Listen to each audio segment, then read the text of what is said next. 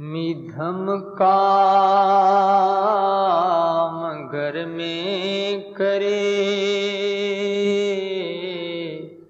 त्यागी गृह बसाए, जन दरिया बिन बंदगी, दोहू नरगा जाए। बोलो राम। गृहस्थ में रहते हुए किसी गृहस्थी मिदम काम करता है, कनिष्ठ काम करता है, गलत काम करता, पाप करता है, तो वो नरक में जाएगा। और त्यागी होकर के फिर गृह बसा लेता है, पुनः गृहस्थी जैसा ही हो जाता है, वो भी नरक में जाएगा। आचार्य श्री ने अपन मारवाड़ी में कहता ना, कोई आगे राखड़ी कौन बंधेगा, कोई आगे राखड़ी को नहीं बंधेगा। जो बात है सो सही कही, लेकिन कई संत ऐसा क्या करते हैं अक्सर कि भाई साधु बिगड़ा हुआ तो गृहस्थी से भी अच्छा है, कहते होंगे, कहने वाले कहते भी हो सकता है। तो ऐसे वो दृष्टांत देते हैं कि जैसे हलवा बिगड़ गया तो दलिया से तो छो कोई है हलवा कि मीठो तो है। तो साधुओं के बारे में पता नहीं, साधु अपने कोई पक्षपात करके कहते हैं तो पता नहीं, भगवान जाने है, लेकिन कहते हैं। मैंने सुना कि अच्छे अच्छे संतों के मुख से, जिनको हम अच्छा मानते हैं, जिनके प्रवचन में हजारों लाखों आदमी आते हैं, वो भी ऐसा क्या करते हैं। इसका मतलब ये हुआ कि वो थोड़ा बहुत नित्य नियम तो पूजा पाठ भगवान के साथ में लगा हुआ है, इसलिए उसको फल तो मिलेगा ही, क्योंकि उत्तम काम तो कुछ तो करता ही होगा। गृहस्थी क्या कि स्वतंत्र और आजाद होता है। साधु कपड़े पहने होता तो सिनेमा में नहीं जाएगा, डरेगा कि ये कपड़े पहने हुए, बाजार में बिना मतलब नहीं फिरेगा, दुकानों पर नहीं जाएगा, कोई काम से जाएगा जरूरी, लेकिन बिना काम ऐसे रुलता हुआ रोता हुआ नहीं फिरेगा।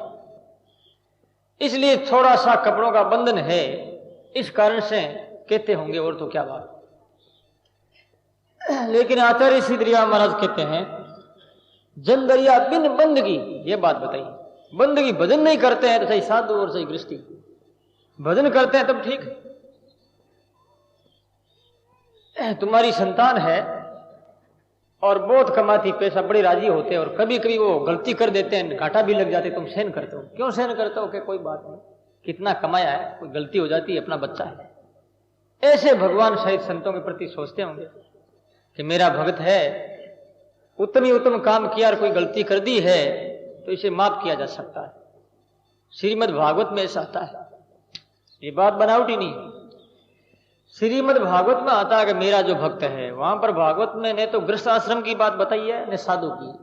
वहां सिर्फ इतना ही भक्त नाम आया है कि जो मेरा भक्त है अनन्य भाव से मेरा भजन करता। पहले तो वो चूकता ही नहीं है, मान लो गलती करता है तो मैं उसे माफ कर देता हूं, और उस गलती का, उसका पाप का मैं जो नष्ट कर, जैसे आग जलाती, आग जला करके भस्म कर देता हूं, क्योंकि वो मेरा।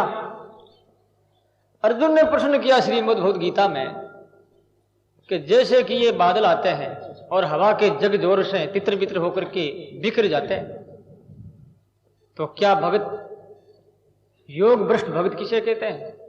पूरी साधना की नहीं, न इधर का न उधर का, गृहस्थ आश्रम में चल रहा अथवा साधु आश्रम में, सही भजन हुआ नहीं, योग में जो पूर्णतया निपुणता नहीं आई, परिपक्व अवस्था नहीं प्राप्त हुई, और उसका सही पहले छूट गया, तो फिर क्या होगा? वो नरक में जाएगा या 84 में जाएगा? भगवान ने उत्तर दिया है कि शुभ कर्म करने वाला कभी नरक में नहीं जाता है। ठीक है, उनका पतन हुआ है तो जन्म होगा, वो मनुष्य से ही मिलेगा, फिर वो साधना करेगा। अथवा योगी नाम वे कुले भूति धीमताम एतदि दुर्लभतरम लोके जन्म यदि दृश्यम, भगवान गीता में कहते हैं। उसका जन्म जो योगियों के कुल में होगा, श्रीमान पुरुषों के घर में जन्म होगा उनका। किनका? योग भ्रष्ट पुरुष का, जो भोगी भी है योगी भी, साथ साथ में दोनों लाइन चल रही उनकी, क्योंकि संसार की आसक्ति बराबर भी मिटी नहीं, इसलिए जन्म लेना पड़ेगा उसे। लेकिन नरक और 84 नहीं मिलेगी, क्योंकि परमात्मा का आश्रय ले लिया उसने, परमात्मा की शरणापन हो चुका है। तो भगवान भी बड़े दयालु है। कलयुग में भगवान ने 75% छूट दी है। सीजन का लाभ इतना दिया परमात्मा ने। सतयुग में तो 1% छूट नहीं है, और त्रेता में है 25% छूट। द्वापर में 50% छूट है और कलयुग में 25% छूट दे दी। 75% छूट दी है। अब विचार